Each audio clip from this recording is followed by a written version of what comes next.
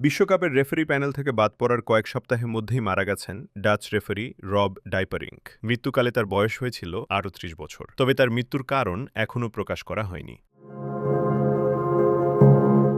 গত মে মাসে ফিফা তাকে বিশ্বকাপের ভিএআর প্যানেল থেকে বাদ দেয়। এর আগে যুক্তরাজ্যে এক কিশোরকে যৌন নিপীড়নের অভিযোগে তাকে গ্রেপ্তার করা হলেও পরে পর্যাপ্ত প্রমাণ না পাওয়ায় মামলাটি বাতিল করে পুলিশ। রব ডাইপারিঙ্ক ২০১৭ সাল থেকে ডাচ শীর্ষ লিগে রেফারিং করেছেন। এছাড়া ইউরো ২০২৪ এবং ইউরোপা কনফারেন্স লিগেও ভিএআর কর্মকর্তা হিসেবে দায়িত্ব পালন করেন।